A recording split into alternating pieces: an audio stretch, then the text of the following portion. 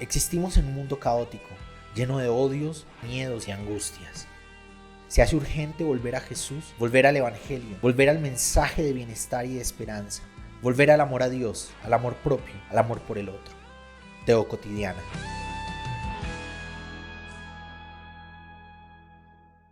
A raíz de el episodio de podcast que hice al respecto de Santiago Alarcón, de Rincón Apologético, hubo un montón de comentarios. Yo creo que es el video que más se ha comentado en donde sea que se publique algo que hago. De protestantes defendiendo el hecho de que el cristianismo solo está en el protestantismo y de católicos defendiendo el hecho de que el cristianismo solo está en el catolicismo. Cada uno con sus argumentos. Los unos diciéndole a los otros, como tradicionalmente se les ha dicho, idólatras. Y los otros diciéndole a los unos es que nosotros somos la iglesia que fundó Jesús. Y noto muy fuerte esa fricción. Yo crecí con una idea del catolicismo muy mala, ¿no? Con un montón de adjetivos que se le daban al católico y al papa y a la estructura de la iglesia católica, satanizando lo que la iglesia católica es y representa. Y yo me imagino que personas dentro de la iglesia católica están viviendo lo mismo al respecto del protestantismo. Y los dos crecemos con una idea así re satanizada de lo que es el otro. Y lo que se logra es esta fricción, como que se coalicionan las dos ideas y nos entendemos como enemigos. Pero entonces, ¿quién rayos tiene la verdad? Ese es uno de los problemas gigantes. Todos están diciendo, como cristianos tenemos que buscar la verdad. Y la verdad es, los protestantes dicen que es el protestantismo y los católicos dicen que es la iglesia católica. Una de las cosas que me encuentro constantemente es que la iglesia católica fue fundada por Jesús. Yo quisiera tomarme un rato para revisar un poquito esa afirmación. El texto más famoso que se pone sobre la mesa es tú eres Pedro y sobre esta roca, tú eres Petro, sobre esta Petra voy a fundar, voy a construir mi iglesia. Memorando un poquito esta vaina de el fundamento donde está construida la casa, ¿no? Jesús usa esa metáfora constantemente y es mejor estar construido sobre la piedra, sobre un buen fundamento, que sobre la arena, sobre un mal fundamento. Y creo que es importante el fundamento sobre el que Jesús dice que va a construir su iglesia. Debe ser un fundamento sobre el que permanezca cualquier construcción que se está pretendiendo.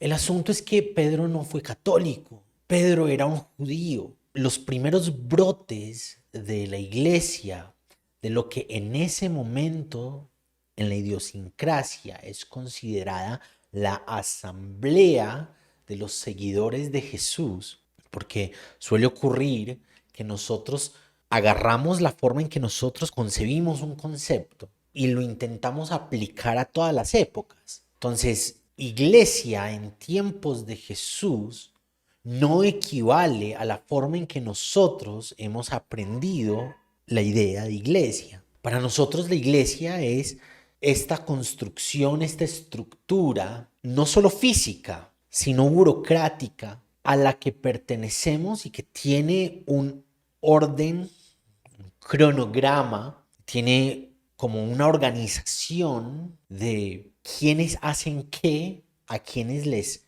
corresponde qué, y hay como desde las cabezas de esa denominación, de esa estructura, de esa organización, se determinan unas reglas de juego. Cuando Jesús estaba hablando de la asamblea de sus seguidores, empieza a hablarlo a un grupo que sociológicamente se denomina el movimiento de Jesús. Y el movimiento de Jesús eran personas judías que no se habían distanciado del judaísmo, solo que el judaísmo lo estaban viviendo con la idea, según ellos, con la claridad de que Jesús, el Jesús al que seguían, era el Mesías prometido. Cuando Jesús le está diciendo, tú eres Petro y sobre esta Petra voy a construir mi asamblea, la comunidad de mis seguidores, las ideas que constituyen a las personas que siguen este proyecto del reino de Dios.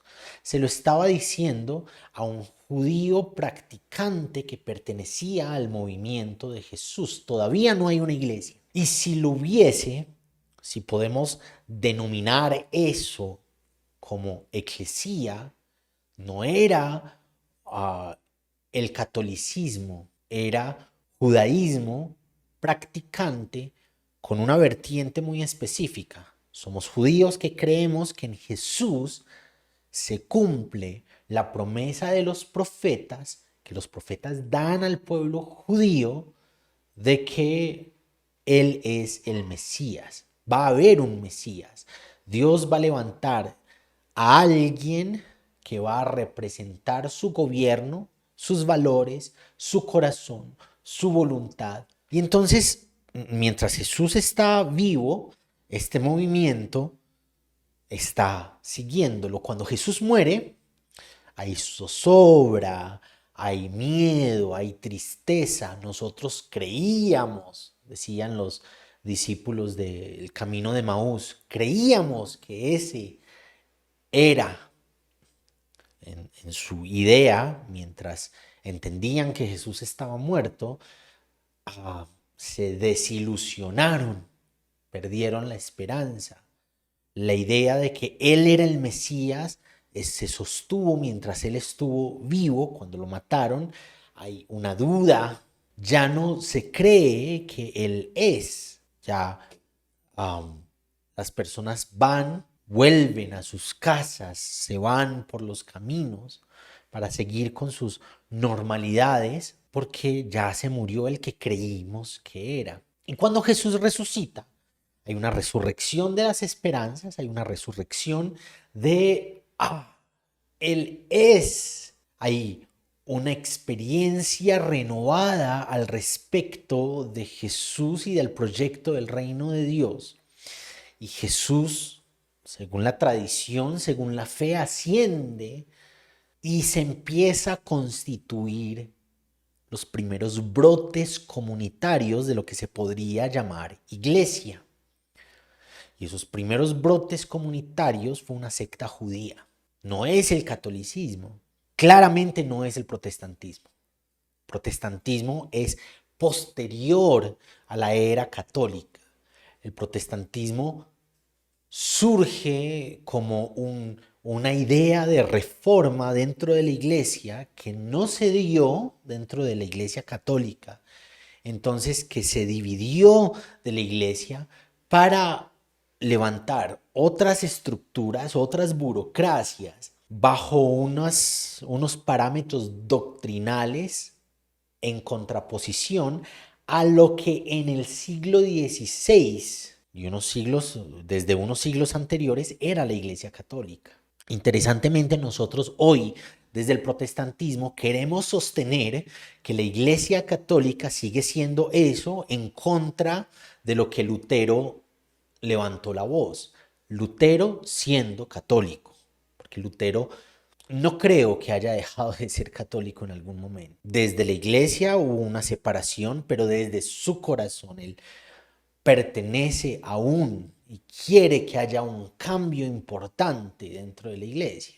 El asunto es que el primer brote o los primeros brotes de lo que es la iglesia o de lo que es el cristianismo. Cristiano es un nombre externo, no es un concepto. Nosotros nos denominamos cristianos. Es algo que la gente empezó a decir de esos son cristianos porque siguen al Cristo, porque siguen a ese de quien se dice es el Cristo. Pero era una secta judía. Ellos siguen yendo al templo.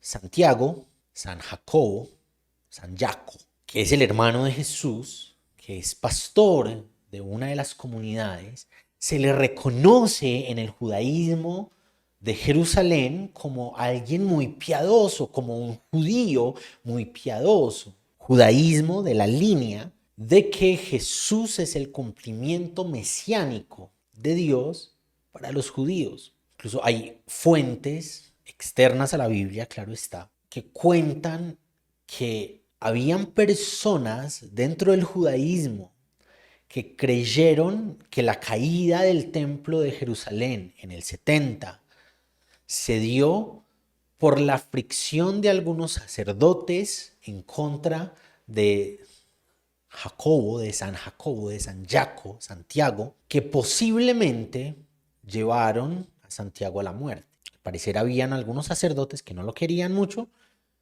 y que esa fricción llevó a Santiago a la muerte, y se levanta la idea, porque un tiempo después de eso ocurre la caída del templo de Jerusalén, se levanta la idea de que la caída del templo es un castigo de Dios por lo que hicieron en contra de Santiago. Ese era el pensamiento de algunas personas de la época y aparecen algunas fuentes, ¿no? Siguen siendo judíos los cristianos. Teocotidiana es un espacio donde vos y yo podemos conversar sobre Jesús. Es una comunidad de personas de diferentes partes del mundo que nos juntamos en torno a la reflexión de la fe cristiana. Si vos querés ayudar a que este proyecto sea cada vez más grande, a que cada vez tengamos más herramientas comunitarias para esta conversación, yo te invito a que seas uno de los Patreons de Teocotidiana. Muchas gracias por ayudar a que esta conversación sea cada vez más grande. Y Pablo, que pareciera, o por lo menos por mucho tiempo hemos creído que marca una diferencia de la iglesia judía, que levanta una iglesia separada del pensamiento judío, en realidad en varios de los acercamientos actuales a Pablo, a las ideas de Pablo, al contexto de Pablo, a la idiosincrasia paulina, lo que nos están diciendo es que Pablo toda la vida fue un judío practicante de la secta de los que creían que en Jesús se daba el cumplimiento mesiánico de parte de Dios y que en Jesús, de acuerdo a las ideas de Pablo, había salvación desde los judíos para las naciones. Entonces, los que se cuenta, varios de esos acercamientos, es que Pablo creía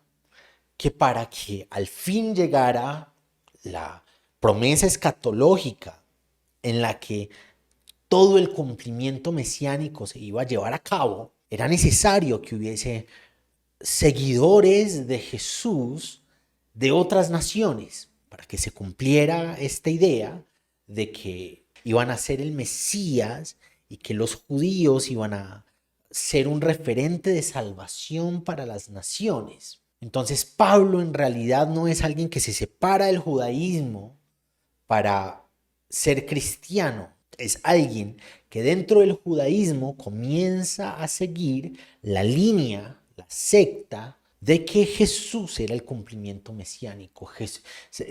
Pablo no se convierte en cristiano porque en ese momento el cristianismo como algo separado de la iglesia judía no existía. Pablo hace una conversión dentro del judaísmo, desde una línea del judaísmo a otra línea del judaísmo, en la que se cree que en Jesús, ese crucificado, que más de 500 hermanos dicen que lo han vivido resucitado, lo han visto resurrecto, en ese se está cumpliendo, se está llevando a cabo la promesa mesiánica dada por los profetas a los judíos. Pablo sigue siendo un judío practicante. No hay una iglesia católica en la mentalidad ni de Jesús, ni del movimiento de Jesús, ni de los brotes judíos y no judíos de iglesia. Entre las iglesias no judías se cree que en esos se cumple la promesa escatológica de que de los judíos iba a brotar salvación para las naciones. Y aparece la idea de lo católico. Aparece el concepto de que hay una iglesia universal y una iglesia que está presente, que está comenzando a brotar y que está llegando hasta los últimos rincones de la tierra. Hay una asamblea de creyentes, judíos y no judíos, que es universal. Ahora, en la mentalidad del apostolado, en la mentalidad de quienes están generando los escritos apostólicos que van a converger a todas esas comunidades, es el cumplimiento de la promesa para los judíos desde el punto de vista judío, focalizado en el judaísmo, que es vinculante a otras naciones, pero que está centralizado en la idiosincrasia judía. Entonces, ocurre la caída del templo de Jerusalén, se dispersan los grupos judíos de iglesia y empieza todo lo que habían sembrado con el proyecto del reino de Dios en Jesús, centrado en Jesús, centrado en la vida y obra de Jesús, en las enseñanzas de Jesús, en la fe en y de Jesús, sigue vivo todo eso que habían enseñado, predicado, sigue vivo en las comunidades no judías y empieza a evolucionar el pensamiento de lo que es ser y hacer iglesia. Y es ahí donde se empieza a pensar lo cristiano separado del judaísmo, separado en términos de la pertenencia cultural y religiosa. No hay separación histórica. La iglesia cristiana empieza en movimientos judíos, en comunidades judías, en personas de idiosincrasia judía que están llevando el proyecto del reino de Dios como un cumplimiento escatológico judío a otras naciones. Y esos brotes no judíos que siguen levantándose, de ahí empieza a generarse diferentes comunidades, diversas formas de pensar a Jesús, diversas maneras de entender la obra del Evangelio, diversas formas de intentar aplicar el proyecto del reino de Dios que predicaba Jesús.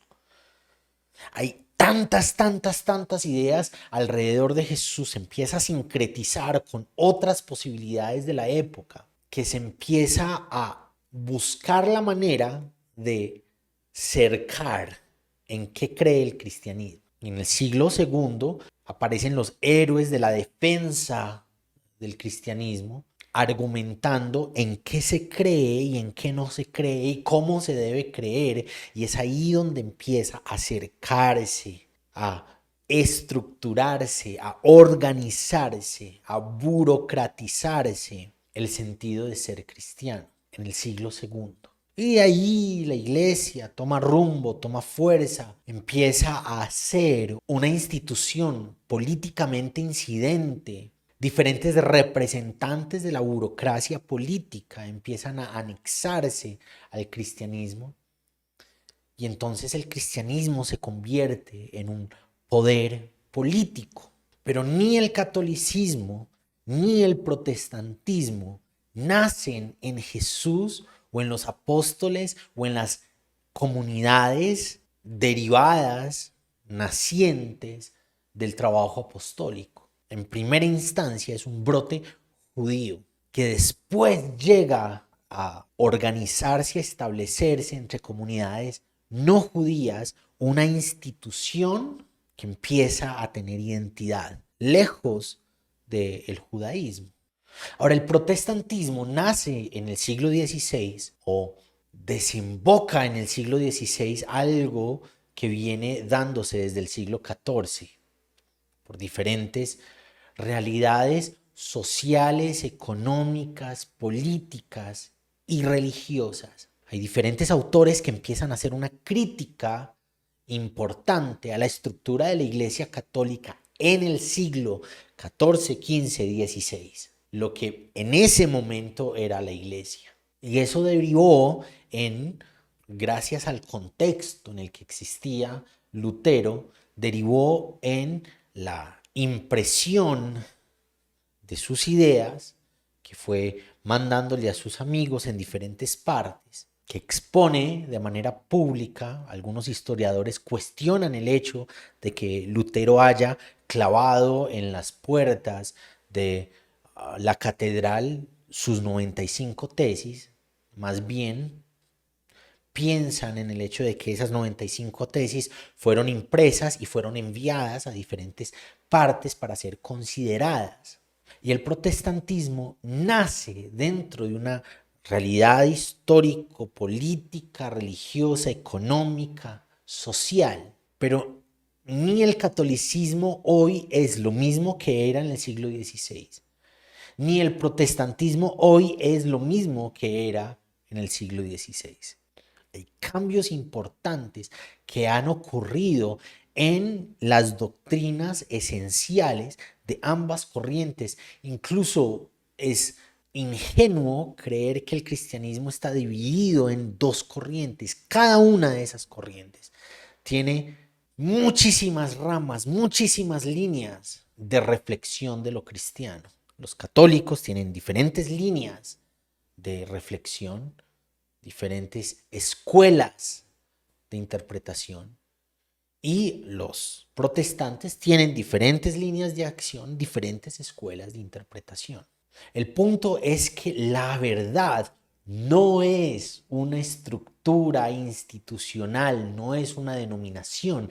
La verdad es Jesús, y Jesús no está privatizado ni por los unos ni por los otros. Jesús no le pertenece ni a los católicos ni a los protestantes. Jesús, en el sentido global de la palabra, es universal. No le pertenece al grupo de personas que han privatizado el concepto de católico universal para una estructura burocrática específica. Ni le pertenece a estas otras personas que han querido enmarcarlo dentro de otra figura burocrática específica. Jesús trasciende nuestras denominaciones. Jesús trasciende nuestras historias institucionales. Jesús no está enmarcado ni por tus doctrinas ni por tus dogmas, sea cual fuere la línea a la que pertenezcas. La verdad en el Evangelio no es una estructura institucional, no es el catolicismo y no es el protestantismo. La verdad en el Evangelio es Jesús, y vivimos la verdad en tanto caminemos con Jesús y dejemos que ese camino con Jesús nos transforme, tatúe el carácter, la impronta de Jesús en lo que somos como personas. Bien sea que estemos en el catolicismo y bien sea que estemos en el protestantismo, si no vivimos a Jesús, si no vivimos de forma cotidiana el mensaje de Jesús, si no estamos intencionalmente buscando que Jesús